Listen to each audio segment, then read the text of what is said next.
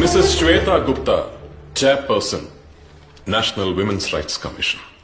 Yes, that is correct. Justice delivered. ആ 4 പേരെയും police കൊന്ന ദിവസം ഇതായിരുന്നു നിങ്ങളുടെ social media post. Do you still stand by that statement? Yes, of course. എത്ര ശതമാനം? 10%, of course.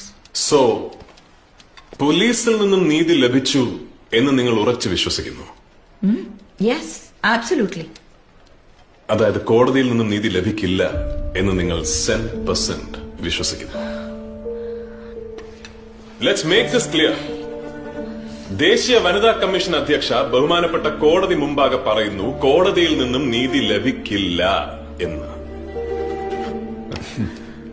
ഈ സഭ മരിച്ചതറിഞ്ഞ ദിവസം, അതായത് 10th of August, താങ്കളുടെ social media post was #shocked. Why? Why were you shocked? What do you mean by that? I was shocked like everyone else because she was raped.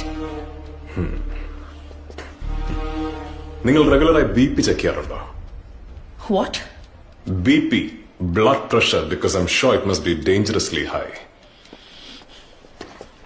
കാരണം ഒരു rape case അറിയുമ്പോൾ shocked ആകണമെങ്കിൽ you must be shocked every 15 minutes.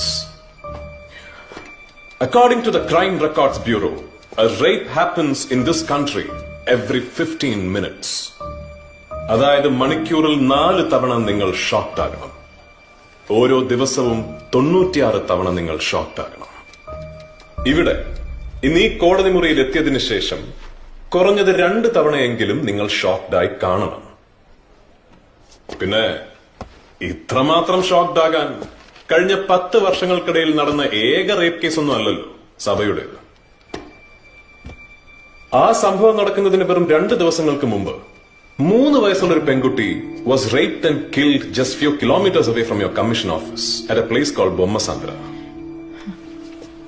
പക്ഷെ അന്നത്തെ നിങ്ങളുടെ social media post was happy birthday SRK, #my college crush. So എന്റെ ചോദ്യം, why were you shocked only at Sabha's death?